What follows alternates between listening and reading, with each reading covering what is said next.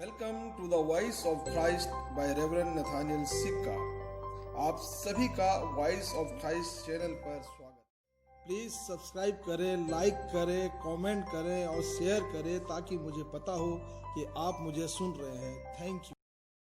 प्यारे मित्रों, जब हम पवित्र शास्त्र के अंदर में पढ़ते हैं तो परमेश्वर का जीवित कलाम जीवन की दास्ता के विषय में बताता है, एक दास के विषय में बताता है। और यदि इस अध्याय को हम पढ़े परमेश्वर के जीवित कलाम में, जिसे हमने पढ़ा है रोमियो की पत्री उसका 6वां अध्याय 15 से 18 पद में, तो यहाँ पर दास्ता और आज्ञाकारिता की कुछ बातों को पौलुस ने हमारे जीवन के लिए बताने का प्रयास किया है।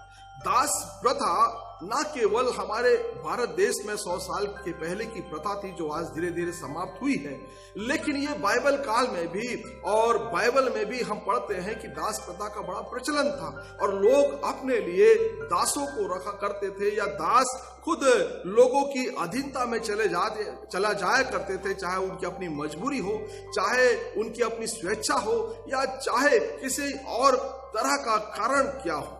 लेकिन दास प्रथा लिखी गई है पवित्र शास्त्र में भी, हम देखते हैं लोगों के जीवन के अंदर में और उस काल के अंदर में कि दास हुआ करते थे, और दास है तो उनके स्वामी भी हुआ करते थे। दास का मतलब होता है कि किसी व्यक्ति या किसी शक्ति या किसी वस्तु की अधीनता में हो जाना और उसकी अधीनता में अपना जीवन जीना, उसकी इच्छा के अनुसार अपना जीवन जीना। यदि इब्रानी शब्द एबेद देखे तो एबेद का जो अनुवाद हुआ है हिंदी में वो दास हुआ है। एबेद का मतलब होता है सेवा करने वाला। एबेद का मतलब होता है सेवा करने वाला। दास वो है जो सेवा करने वाला है, और सेवा करने वाले लोगों को दास कहा जाता था। पवित्र शास्त्र में जो लोग दास हुआ करते थे और संसार के अंदर में किसी भी संप्रदाय, किसी भी देश में, कल्चर में जो दास है उनको कि जो स्वामी है, जो मालिक है, उसकी सेवा उन्हें करनी है, उनके इच्छा के अनुसार उन्हें जीवन जीना है, चाहे वो सेवा किसी प्रकार की क्यों ना हो। लेकिन दास का ये कर्तव्य है, दास का ये काम है कि वो अपनी इच्छा से नहीं लेकिन अपने स्वामी की इच्छा से अपना जीवन और अपना व्यवहार करता है, अपने स्वामी की इच्छा से उसके लिए सेवा करता है, उसके लिए काम करता है। और हो सकता है कई बार ये जो दासवत है वो ऐच्छिक होती है, और कई बार ये जो दासवत है अपनी मर्जी के कारण से होती है। कई बार ये दासवतता है वो दीर्घकालीन हो सकती है, एक लंबे समय तक एक व्यक्ति दास रह सकता है, और कभी ऐसा हो सकता है कि वो अल्पकाल तक एक दास का जीवन संसार के अंदर में अपने मालिक या स्वामी के अधीनता में जी सकता है। ये बाइबल में बताया गया है, और इसको बताने का जो मतलब है, जो मैं आज आपको इस वचन से बताना चाहता हूं, जिससे मैंने शुरुआत की है, पौलुस इसी संदर्भ में लोगों को सिखाना चाहता है। ये शारीरिक दासता की बात है जिसका एग्जाम्पल मैंने दिया, और जो बाइबल में भी हम पाते हैं कि यदि कोई दास है तो उसका कर्तव्य है कि वो स्वामी की अधीनता में रहकर स्वामी के हर एक इच्छाओं को पूरा करे, स्वामी के लिए हर एक सेवा करे, स्वामी के लिए हर एक कार्य करे। और दास की अपनी कोई इच्छा नहीं है, उसे स्वामी की अधीनता में अपने जीवन का निर्वाह करना, उन तमाम सेवाओं को करना है। पौलुस इस संदर्भ को उठाकर या इस संदर्भ को जानकर लोगों को ये बताना चाहता है, क्योंकि लोग भी संदर्भ को जानते हैं, इसके विषय में जानते हैं, दास की स्थितियों के विषय में जानते हैं। तो यहाँ पर जो पौलुस है वो एक दासता का एग्जाम्पल लेकर या एक दास व्यक्ति के या उसके कार्यों का उदाहरण लेकर आत्मिक दासता की बात यहाँ पर कहना चाहता है, या आत्मिक दासता के विषय में पौलुस बताना चाहता है। जैसे एक व्यक्ति एक स्वामी का दास हो जाता है तो वो उसके अनुसार अपना जीवन और अपने कार्यों को और अपनी सेवाओं को करने लगता है। ठीक वैसे ही एक आत्मिक व्यक्ति जो आत्मिकता में जीना चाहता है, या उसका जो आत्मिक जीवन है वो जिसका दास हो जाता है, उसी की अधीनता में वो अपने जीवन का निर्वाह करना चाहता है। और उसी के अनुसार वो अपने जीवन का निर्वाह करता है। और इस बात को समझाते हुए पौलुस ने इस वचन के अंदर में हमें समझाने का प्रयास किया है, उन तमाम विश्वासियों को समझाने का प्रयास किया है जो इस संसार के अंदर में आत्मिक जीवन जीना चाहते हैं। शारीरिक जीवन का उदाहरण देकर पौलुस आत्मिक दासता या आत्मिक गुलामी के विषय में या उसके स्वतंत्रता के विषय में परमेश्वर का जीवित कलाम पौलुस के द्वारा इस वचन के अंदर में हमें सिखाना चाहता है। अब आत्मिक दासता की जब हम बात करते हैं तो हो सकता है कि शारीरिक दशा में आपकी कोई मजबूरी हो और आप अपनी मजबूरी से किसी की अधीनता को आपने स्वीकार किया है। आपके जीवन के अंदर में कोई दुर्बलता हो जिसके कारण से आपने उस दुर्बलता या उस मजबूरी के कारण से किसी का गुलाम बनना अस्वीकार किया है। लेकिन आत्मिक दशा की जब बात करते हैं तो पवित्र शास्त्र कहता है आत्मिक दशा वो दशा है जहां पर परमेश्वर ने हर इंसान को स्वतंत्र बनाया है। आप शारीरिक रूप से किसी के दास हो सकते हैं, आप शारीरिक रूप से किसी के गुलाम हो सकते हैं, इसमें कोई दो मत नहीं है। ये तो परमेश्वर का जीवित कलाम भी मानता है कि शारीरिक रूप से आप किसी की सेवा कर सकते हैं, शारीरिक रूप से आप किसी के सेवक हो सकते हैं। लेकिन जब आत्मिकता की बात आती है तो पवित्र शास्त्र हमें सिखाता है, जो हमारे आंतरिक जीवन की बात आती है या आत्मा की बात आती है, तो पवित्र शास्त्र हमें यह सिखाता है कि हम आत्मिक जीवन में या आत्मिकता में हम स्वतंत्र हैं कि हम अपना स्वामी किसे बनाएं। ये स्वतंत्रता हमारे जीवन के अंदर में बाय बर्थ जन्म से ही परमेश्वर ने दिया है कि हम आत्मिक रूप से किस प्रकार की गुलामी का जीवन हम जिए या ना जिए। यहाँ पर जब आप पवित्र शास्त्र के अंदर में पढ़ते हैं तो वचन में हम यहाँ पढ़ेंगे तो 16 पद में यहाँ पर पौलुस हमें इस बात को सिखाना चाहता है, क्या तुम नहीं जानते कि किसी की आज्ञा मानने के लिए तुम अपने आप को दासों के समान सौंप देते हो तो उसकी आज्ञा मानते हो। अब यहाँ पर पौलुस जो बता रहा है कि जो दासता है, जो आत्मिक दासता है, आध्यात्मिक दासता है, जो आत्मा की दासता है, उस दासता को स्वीकार करने के लिए, उस गुलामी को स्वीकार करने के लिए हम स्वयं अपने आप को किसी के हाथों में सौंप देते हैं।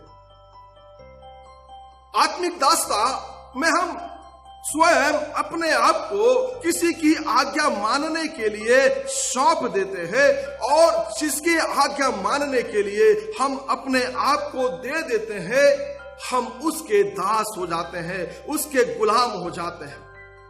यह मेरे और आपकी आत्मिक इच्छा है, यह मेरा और आपके दिल की इच्छा है कि हम आत्मिक रूप से अपने आप को किसकी अधीनता में देना चाहते हैं, किसकी गुलामी में देना चाहते हैं, किसका गुलाम हम बनना चाहते हैं।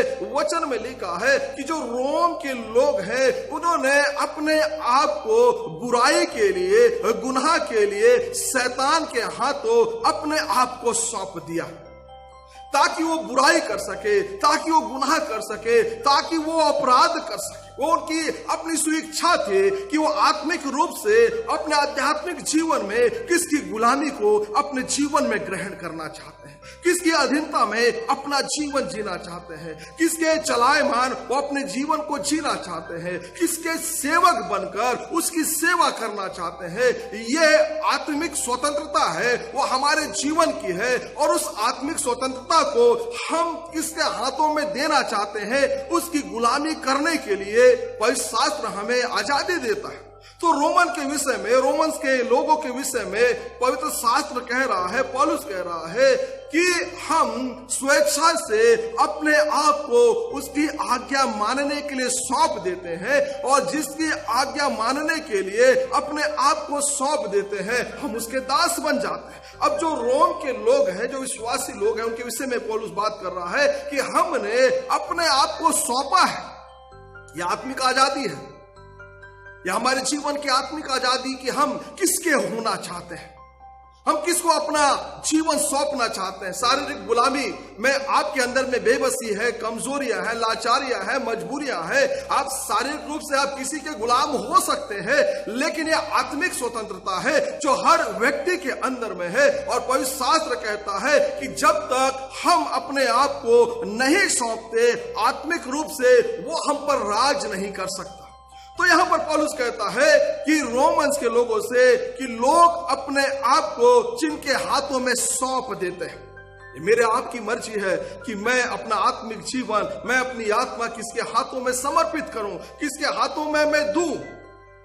ये मेरे और आपके जीवन के अपनी स्वतंत्रता है। हवा के पास में पिछले सप्ताह मैंने प्रभु के जीवित कलाम से ये बताया था कि परमेश्वर ने हवा को और आदम को ये सामर्थ्य दी थी, ये स्वतंत्र इच्छा दी थी कि उनको चुनाव करना था, उनको चुनाव करना था। वो स्वतंत्र थे बुराई करने के लिए, वो स्वतंत्र थे उस फल को खाने के लिए, वे स्वतंत्र थे अपने आप को परमेश्वर से दूर ले जाने के लिए। ये ताकत और ये शक्ति और ये आजादी तो प्रभु ने उन्हें देकर रखी थी कि वो अपने आप को किसे सौंप सकते हैं, वो किसकी गुलामी कर सकते हैं, वो किसकी अधीनता में रह सकते हैं। वो उनके अपने आत्मिक जीवन की स्वतंत्रता थी। और प्रभु के वचन में लिखा है कि उन्होंने अपने आत्मिक जीवन की स्वतंत्रता में अपना निर्णय लिया और अपने आप को शैतान की आज्ञा मानने के लिए उसके हाथों में सौंप दिया। यह उनके अपने स्वतंत्र इच्छा थी, चाहे इच्छा का परिणाम जो भी हुआ वो अलग बात है, लेकिन उनकी यह स्वतंत्र इच्छा थी, आत्मिक इच्छा थी कि वो अपने जीवन को किसके हाथों में सौंपना चाहते हैं, अपना गुलामी का जीवन किसके हाथों में देना चाहते हैं, अपना मालिक किसे बनाना चाहते हैं। वचन में लिखा है आप जिसकी आज्ञा मानने के लिए अपने आप को दे देते हो, आप उसके दास हो जाते हो। 16वां पद में लिखा हुआ है। तो हवा ने और आदम ने अपने आप को, अपनी इच्छा को शैतान के अधीनता में दे दिया और उसके दास हो गए। यह स्वतंत्र थे अपने जीवन में एक निर्णय करने के लिए कि मुझे किसकी गुलामी इस संसार के अंदर में करनी है।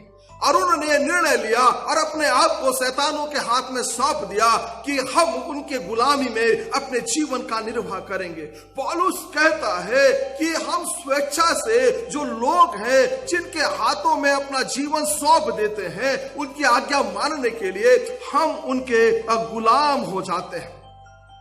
आज हम भी अपने जीवन को, अपनी इच्छाओं को जिसके हाथों में सौंप रखे, हम उसके गुलाम हैं। यदि जीवन के अंदर में बुराई चल रही है, जीवन के अंदर में गुनाह हो रहा है, जीवन के अंदर में गलत रास्तों की ओर हम बढ़ रहे हैं, जीवन में एक लालसा विलासाओं का जीवन जी रहे हैं, तो हमने अपना स्वामी तय कर लिया है कि हम इस प्रकार का जीवन जिएंगे। क्योंकि हर तरह का स्वामी संसार के अंदर में, एक गुनाह का स्वामी संसार के अंदर में है और एक पवित्रता का स्वामी संसार के अंदर में है। और यदि हम गुनाह कर रहे हैं, हम पाप कर रहे हैं, तो हमने अपनी स्वतंत्रता को उसके अधीनता में कर दिया है। जो काम कर रहे हैं, जो गुनाह कर रहे हैं, हम यदि बुराई कर रहे हैं, तो पवित्र शास्त्र कहता है कि जिस बुराई को हम इस संसार के अंदर में कर रहे हैं, जो गुनाह हम अपने जीवन में कर रहे हैं, हमने गुनाह करने के लिए गुनाह के बादशाह या सरताज या राजा को अपनी अधीनता में दे दिया है, अपने आप को उसकी अधीनता में दे दिया है कि हम तेरी सेवा इस रूप में अपने जीवन में करेंगे। और गुनाह, वो बुराई हमारे जीवन के अंदर में है क्योंकि हमने अपने जीवन को शैतान के हाथों में सौंप रखा है। इसलिए हम वो करना चाहते हैं जो हमारा स्वामी चाहता है, क्योंकि हमने स्वतंत्रता से अपने जीवन को उनके हाथों में दे दिया। पौलुस रोम के लोगों से, विश्वासियों से कहता है कि हम स्वतंत्रता से, तुमने अपने आप को शैतान को सौंप दिया था कि तुम उसकी आज्ञाकारिता में अपने जीवन का निर्वाह करो, जिसका जो अंत है वो मृत्यु है। लेकिन पौलुस आगे कहता है उनके विषय में 17 पद में, लेकिन परमेश्वर का धन्यवाद हो कि तुमने परमेश्वर को पहचान लिया, अपने स्वामी को पहचान लिया। आपने पौलुस कहता है कलीसियाओं से, रोमन की कलीसियाओं से, कि तुम तो स्वतंत्रता के साथ में पाप के दास थे, पाप की गुलामी में जीवन जी रहे थे, शैतान तुम्हारा स्वामी था और अपनी स्वतंत्रता को तुमने उसके अधीन कर रखा था। लेकिन पवित्र शास्त्र कहता है आगे, लेकिन परमेश्वर का धन्यवाद हो कि तुमने परमेश्वर को पहचान लिया। तुमने पहचान लिया उस स्वामी को जो जीवन दे सकता है। तुमने पहचान लिया उस स्वामी को जो तुम्हें धर्मी बना सकता है। तुमने पहचान लिया उस परमेश्वर को, उस यीशु मसीह को जो तुम्हें मृत्यु से बचाकर अनंत जीवन दे सकता है। तुमने पहचान लिया कि जिसकी तुम गुलामी कर रहे थे उसका अंत मृत्यु था। तुमने पहचान लिया जिसकी तुम सेवा कर रहे थे वो नासमान जीवन की सेवा थी। लेकिन अब तुमने जान लिया है, तुमने पहचान लिया है कि तुम्हारा स्वामी कौन है और तुम अब फ्री हो, तुम स्वतंत्र हो कि अपना स्वामी तुम बदल सको। तुम स्वतंत्र हो कि उस धार्मिकता को ग्रहण कर सको। तुम स्वतंत्र हो कि उस पवित्रता को अपने जीवन में ग्रहण कर सको। प्यारे मित्रों, रोम के लोगों ने, रोम के विश्वासियों ने अपने असली स्वामी को, जिसकी अधीनता में उनको जीना था, जिसके अधीनता में अपना जीवन उनके हाथों में करना था, जिसके अनुसार उनको अपने जीवन का निर्वाह करना था, जो उन्हें जीवन दे सकता है, उस स्वामी को उन्होंने पहचान लिया। जब पवित्र शास्त्र में लिखा है, प्रेरितों के काम के दूसरे अध्याय में मैंने कई बार प्रचार किया, इस बीच में जब पतरस ने प्रचार करना आरंभ किया और लोगों को बताना आरंभ किया कि प्रभु यीशु मसीह कौन है, और उस पूरे वचन का सार था कि वही पुनरुत्थित ख्रिस्त है, वही परमेश्वर है जो जीवन दे सकता है, वही प्रभु है जिसके लहू में पापों की क्षमा की सामर्थ थी, और वही प्रभु है जिसके द्वारा हम अनंत जीवन को प्राप्त कर सकते हैं और हमारे जीवन पाप से धोकर निर्मल और शुद्ध हो सकते हैं। पवित्र शास्त्र में लिखा है, लोगों ने सुना तो वो जान गए, वो पहचान गए कि हमारा असली स्वामी कौन है। पौलुस कहता है रोम के लोगों से कि परमेश्वर का धन्यवाद हो कि तुमने अपने आप को परमेश्वर की आज्ञा मानने के लिए सौंप दिया है। ये मेरे और आपकी स्वतंत्रता है। प्यारे मित्रों, प्रभु के वचन में लिखा है कि हम अपना जीवन किसकी आज्ञा मानने के लिए उसे सौंपना चाहते हैं, किसकी आज्ञा मानने के लिए अपने आप को देना चाहते हैं, किसके सेवक बनकर उसकी सेवा करना चाहते हैं। भाई शास्त्र में पौलुस कहता है कि मैं धन्यवाद देता हूं कि तुम अब आज्ञा मानने वाले हो गए, उस आज्ञा के मानने वाले हो गए जिससे मैंने तुम्हें सिखाया था। उन्होंने, रोम के विश्वासियों ने प्रभु यीशु मसीह को पहचान लिया या अपने असली मालिक को पहचान लिया। उन्होंने जान लिया कि हमारा असली स्वामी कौन है, जिसके हाथों में हमें अपना जीवन देना है। शारीरिक गुलामी आपकी मजबूरी हो सकती है, जैसा कि मैंने कहा, लेकिन आत्मिकता में आप स्वतंत्र हैं। आप खुद निर्णय ले सकते हैं कि आप किसकी अधीनता में अपने जीवन का निर्वाह करना चाहते हैं। और पौलुस कहता है रोमन्स के लोगों से कि मैं प्रभु का धन्यवाद देता हूं कि तुमने उस शिक्षा को ग्रहण करके उसकी आज्ञाकारिता में जीने लगे, जिसकी शिक्षा हमने तुम्हें दी थी। प्यारे मित्रों, उन्होंने अपने स्वामी को अपने जीवन में पहचान लिया। एग्जैक्टली यही हमें अपने जीवन के लिए भी करना है।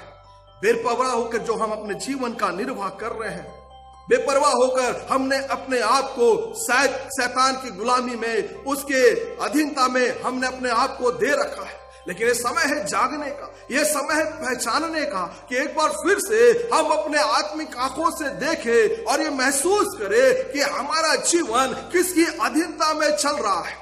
यदि शैतान की अधीनता में चल रहा है तो पवित्र शास्त्र में लिखा है उसका परिणाम मृत्यु है। जिसकी अधीनता में हम जीवन जी रहे हैं उसका जो प्रतिफल है वो मृत्यु है। लेकिन पवित्र शास्त्र में लिखा है कि परमेश्वर की आज्ञाकारिता में हमारे जीवन की धार्मिकता है और उसी धार्मिकता में हमारे जीवन का अनंत जीवन है।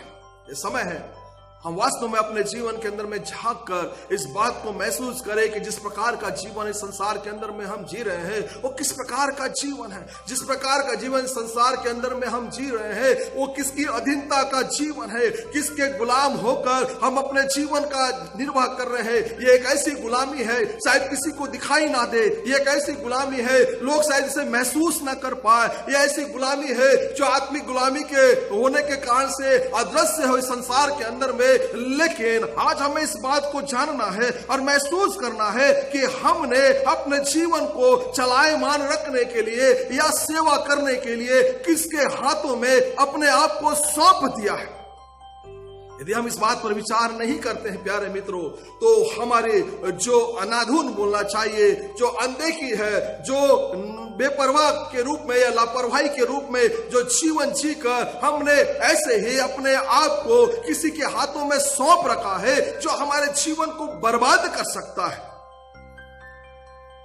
रोमन्स के लिए पौलुस धन्यवाद देता है कि तुमने उस परमेश्वर को पहचान लिया, उस प्रभु को पहचान लिया और उसके रास्ते पर चल पड़े हो। अपने आप को तुमने उसे मान लिया है।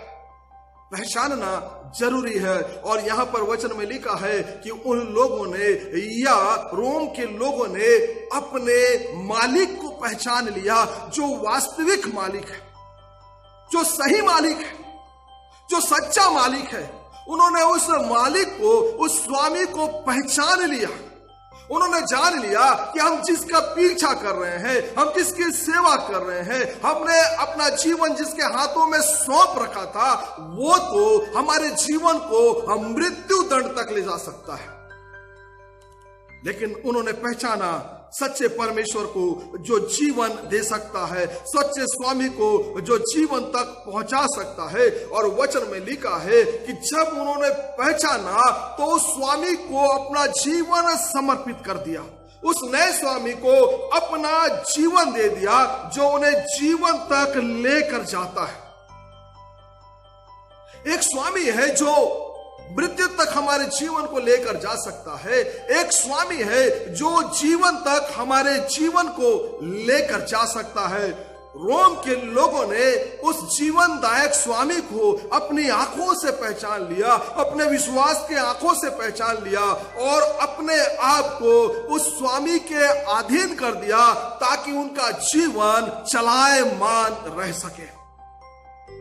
प्यारे मित्रों, ना केवल हमें अपने स्वामी को पहचानना है, लेकिन पवित्र शास्त्र में सिखाता है कि हमें उस स्वामी का अनुकरण करना है, उसकी सेवा करना, जैसा कि दास का है। जैसा कि पौलुस ने हमें बताया कि एक दास का काम क्या होता है, पवित्र शास्त्र हमें बताता है कि एक दास का काम होता है कि वो सेवा करे अपने मालिक की, वो अपना जीवन जिए अपने मालिक की इच्छा से, वो हर काम करे मालिक की इच्छा से। यह उसकी अपनी मजबूरी हो सकती है, लेकिन आत्मिकता में हर व्यक्ति स्वतंत्र है, फ्री है और वो अपना स्वामी का चयन कर सकता है कि उसे किसकी अधीनता में या किसकी आज्ञाकारिता में अपने जीवन का निर्वाह करना है।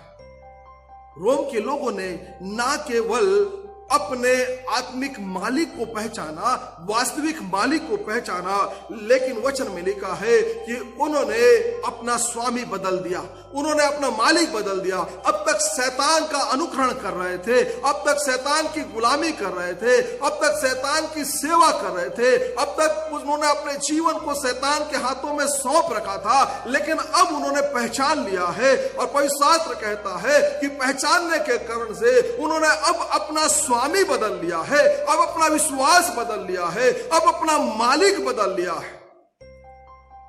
अब उन्होंने उस मालिक को चुन लिया है जो उन्हें जीवन दे सकता है। अब उन्होंने उसकी आज्ञाकारिता के लिए अपने जीवन को दे रखा है, जो उन्हें जीवन दे सकता है, अनंत जीवन दे सकता है।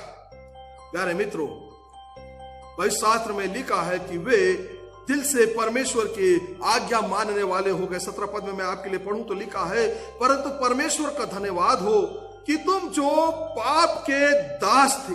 पौलुस कहता है कि मैं परमेश्वर का धन्यवाद देता हूं, जब तुम पहले तो दास थे, पाप के दास थे, लेकिन अब आगे लिखा है अब हृदय से उस प्रकार की शिक्षा के आज्ञाकारी हो गए जिनके विषय में तुमको समर्पित किया गया है, जिसके विषय में, जिस शिक्षा के विषय में, जिस आज्ञाकारिता के विषय में तुम्हें शिक्षा दी गई और समर्पित किया गया है, तुम उसके आज्ञाकारी बन गए।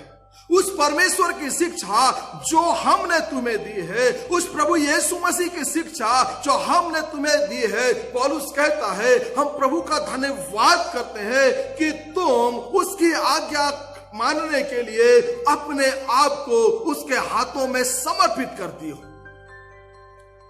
प्यारे मित्रों, भाई शास्त्र में लिखा हुआ है, यदि रोम की पत्री हम उसके 2:13 में पढ़े, 2 अध्याय उसके 13 पद में, कि व्यवस्था को सुनने वाले नहीं या परमेश्वर के वचन को सुनने वाले नहीं, लेकिन उसका अनुकरण करने वाले, उसको मानने वाले धर्मी ठहराए जाते हैं और पवित्र ठहराए जाते हैं। संसार के अंदर में हर दिन लाखों लोग प्रभु के वचन को सुन रहे हैं, हर लोग प्रभु के वचन को सुन रहे हैं अपने जीवन के अंदर में किसी न किसी माध्यम से, लेकिन पवित्र शास्त्र कहता है कि वे लोग, जो पौलुस कहता है यहाँ पर कि वो लोग हैं जिनका हम धन्यवाद करना चाहते हैं कि उन्होंने पवित्र शास्त्र को या परमेश्वर को मानना सीख लिया है, उसकी आज्ञाकारिता में जीना सीख लिया है।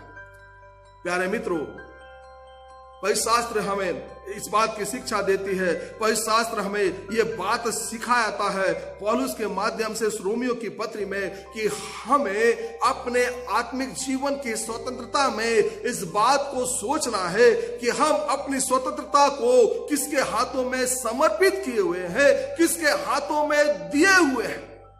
कौन है जो हमारे जीवन की अगुवाई कर रहा है, कौन है जो हमारे जीवन को चला रहा है, किसका अनुकरण इस संसार के अंदर में हम कर रहे हैं।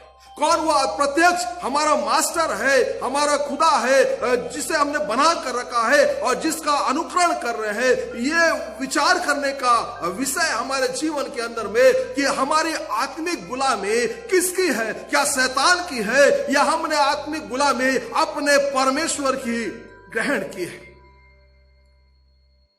किसकी गुलामी संसार के अंदर में आज हम कर रहे हैं, प्रभु के जीत कलाम के अंदर में हमें सिखाया गया है। किसकी गुलामी के लिए हमने अपने आप को दे रखा है, यह हमारे जीवन का सबसे अधिक महत्वपूर्ण चिंतन का विषय है कि हमने किसकी गुलामी के लिए अपने आत्मिक जीवन को, अपने आत्मिक स्वभाव को किसी के हाथों में सौंप कर रखा है।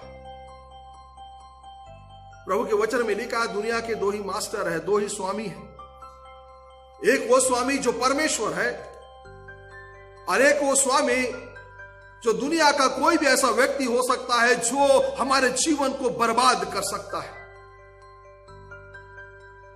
अब यह हमारा आत्मिक स्वतंत्रता है कि हम अपने स्वामी का चयन कर सकते हैं कि हमें अपने जीवन को किसकी अधीनता में समर्पित करना है, किसकी अधीनता में हमें देना है। पौलुस स्पष्ट यहां पर कहता है, क्या तुम नहीं जानते कि किसी की आज्ञा मानने के लिए तुम अपने आप को दासों के समान सौंप देते हो तो उसकी आज्ञा मानते हो, उसी के दास बनकर, चाहे वो पाप है जिसका परिणाम मृत्यु है।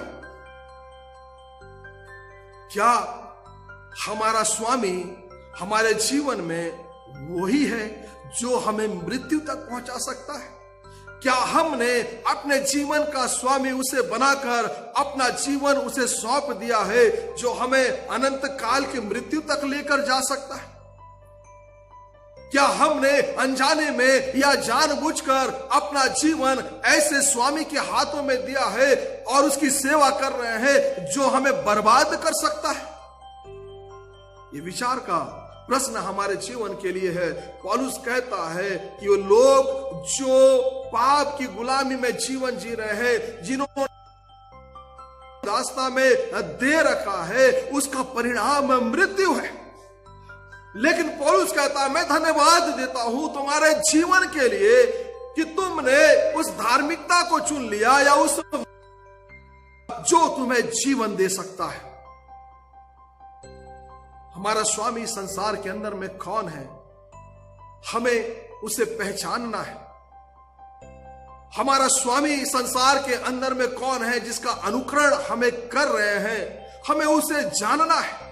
और यदि हमें ऐसा लग रहा है कि जो जीवन हम जी रहे हैं, जिस जीवन का हम पीछा कर रहे हैं, जिसकी हम सेवा कर रहे हैं, वो मालिक है जो हमारे जीवन को नाश कर सकता है। यदि आपको ऐसा लगता है कि आप एक ऐसे स्वामी के पीछे चल रहे हैं जो आपके जीवन को बर्बाद कर सकता है, आप ऐसे स्वामी के पीछे चल रहे हैं जो आपको दास बनाकर आपके जीवन को उस अनंत राज से दूर कर सकता है, यदि आप ऐसे स्वामी का पीछा कर रहे हैं या सेवा कर रहे हैं जो आपके जीवन को बर्बाद कर सकता है, तो हमें इस वक्त में अपने स्वामी को पहचानने की आवश्यकता है। यह हमारा आत्मिक स्वतंत्रता है जो प्रभु ने हमारे जीवन को दिया है कि हम पहचान सकते हैं और अपने जीवन के मुताबिक अपने स्वामी का बदलाव कर सकते हैं। जैसा कि रोम के लोगों ने जब पहचान लिया तो उन्होंने अपने स्वामी का बदलाव कर लिया। अब कहा कि हम अब शैतान का अनुसरण नहीं करेंगे, हम उसकी दास्ता में नहीं रहेंगे, लेकिन अब हम प्रभु यीशु मसीह की दास्ता में अपने जीवन का निर्वाह करेंगे जो हमें जीवन दे सकता है। उन्होंने निर्णय किया और अपना स्वामी बदल लिया। ये मेरा और आपकी स्वतंत्रता है कि यदि हमें ऐसा लगता है कि गुनाहों की जिंदगी में है, हमें ऐसा लगता है कि शैतान की सेवा कर रहे हैं, हमें ऐसा लगता है कि लालसाओं में जीवन जी रहे हैं, तो स्वामी बदलने की आवश्यकता है हमारे जीवन में, ताकि हम उस धार्मिकता का अनुसरण करके उसके आज्ञाकारी बन करके उस स्वामी के पास आए जो प्रभु है, ताकि वो हमें जीवन दे सके, जो हमें जीवन तक पहुंचा सके। ये मेरे और आपकी अपनी स्वतंत्रता है जो परमेश्वर ने दिया, और यही हमारे जीवन का चुनाव भी है। पिछले हफ्ते मैंने प्रभु के वचन में आपसे प्रचार किया था, आपको बताया था कि ये प्रस्ताव था परमेश्वर का, क्योंकि तुम स्वतंत्र हो। इजरायलियों के लिए प्रस्ताव था कि तुम स्वतंत्र हो, तुम आजाद हो, लेकिन तुम चुन सकते हो अपनी स्वतंत्रता में कि तुम किसकी सेवा करना चाहते हो। यदि हमें ऐसा लगता है कि जिसकी सेवा हम कर रहे हैं या जिस प्रकार का हम जीवन जी रहे हैं वो हमें अनंत मृत्यु तक पहुंचा सकती है, तो उसकी सेवा हमें समाप्त करनी होगी, उसकी अधीनता हमें समाप्त करनी होगी, उसकी गुलामी हमें समाप्त करनी होगी और अपना जीवन उसके हाथों में देना होगा, जो हमारे जीवन को अनंत जीवन तक पहुंचा सकता है, जो हमारे जीवन को धर्मी बना सकता है, जो हमारे जीवन को परमेश्वर तक पहुंचा सकता है और परमेश्वर के राज का अधिकारी बना सकता है। हमें, यदि हम उस रास्ते पर हैं जो हमें अनंत आग में लेकर जा सकता है, तो हमें अपने मालिक को पहचान कर अपने रास्ते को बदलने की आवश्यकता है, अपने स्वामी को बदलने की आवश्यकता है और यीशु मसीह को, परमेश्वर को अपना स्वामी बनाने की आवश्यकता है और अपना जीवन के हाथों में देने की आवश्यकता है, ताकि ना केवल हमें धार्मिक बनाए लेकिन अनंत मृत्यु से हमें बचा सके। रोमियो की पत्री और उसके इसी 6वें अध्याय के 23 पद में, यहां पर जब इस अध्याय को कंक्लूड करता है पौलुस, तो किन बातों से करता है। अंतिम पद में लिखा हुआ है, क्योंकि पाप की मजदूरी तो मृत्यु है, परंतु परमेश्वर का वरदान हमारे प्रभु यीशु मसीह में अनंत जीवन है। यही दास्ता की बात पौलुस कर रहा है कि यदि पाप की दास्ता में है, गुलामी में है, शैतान की गुलामी में है, तो उसका मतलब मृत्यु है, वो अनंत मृत्यु है। लेकिन परमेश्वर की गुलामी, प्रभु के जीवित कलाम में लिखा हुआ है, वो अनंत जीवन है। हमें तय करना है कि हमारा स्वामी कौन है। हमें तय करना है कि क्या हम अपने स्वामी को पहचानते हैं, और हमें तय करना है कि क्या हमने जिस स्वामी को पहचाना है, जिस स्वामी को हम अपना जीवन सौंपना चाहते हैं, क्या उसके अनुसार हम अपना जीवन जी रहे। प्यारे मित्रों, वही शास्त्र में लिखा हुआ है, हम जिसके आज्ञा मानने के लिए अपने आप को सौंप देते हैं उसके दास हो जाते हैं। आप मजबूर नहीं हैं। वही शास्त्र कहता है कि आप प्रिय हैं, आप स्वतंत्र हैं। कई बार हम रोते हैं कि प्रभु हम तो मजबूर हैं, हम तो कमजोर हैं, लेकिन प्रभु के सामर्थी वचन में लिखा है कि प्रभु ने हमें स्वतंत्र किया है, तो काहे की मजबूरी है। हम आजाद हैं तो काहे की मजबूरी है? जिस्मानी रूप से हम मजबूर हो सकते हैं, कमजोर हो सकते हैं और गुलामी का जीवन जी सकते हैं, लेकिन आत्मिक जीवन में मैं अब फ्री है, हम स्वतंत्र हैं और हमें ये स्वतंत्रता मिली है कि हम किसके लिए सेवा करना चाहते हैं, किसकी अधीनता में जीवन को जीना चाहते हैं। और पवित्र शास्त्र पौलुस कहता है, यहाँ पर हमें सलाह देता है, इस बात को याद रखना, यदि पाप की गुलामी में है तो मृत्यु सामने है, और यदि जीवन की गुलामी में है तो अनंत जीवन सामने है। ये मेरे और आपकी जीवन का चुनाव है। हमें पहचानना है कि किस रास्ते में है और किस मास्टर के अधीनता में हम अपने जीवन का निर्वाह कर रहे हैं, किस मालिक के हाथों में हमने अपने जीवन को सौंप रखा है। यदि हमें ऐसा लगता है कि हमारे जीवन की कमान शैतान के हाथों में है, तो प्यारे मित्रों, उस कमान को छीन कर अपनी अधीनता को, अपने जीवन को अपने परमेश्वर की सेवा के लिए सौंपना है, उसकी अधीनता के लिए, जिसके विषय में पौलुस कहता है कि उसका जो परिणाम है वो अनंत जीवन है। ये मेरे और आपकी आजादी है, ये मेरे और आपकी स्वतंत्रता है कि हम स्वामी को पहचाने और उसका अनुकरण करें। पौलुस रोमियो के लोगों से कहता है कि मैं धन्यवाद देता हूं कि तुमने जो पाप की दशा में शैतान की गुलामी थे, अब उसको छोड़कर प्रभु की अधीनता में उसके उन्होंने पहचाना और अपना स्वामी बदल लिया। यह हमारा वक्त है कि हम पहचाने अपने असली चरवाहे को, असली स्वामी को, असली मालिक को, और उसकी सेवा के लिए अपने आप को सौंप दे, जिसका परिणाम प्रभु के वचन में लिखा है अनंत जीवन है। परमेश्वर इन वचनों के द्वारा हम सबको बहुतायत की आशीष प्रदान करें। आइए अपनी आंखों को बंद करें, आप प्रभु से प्रार्थना करें।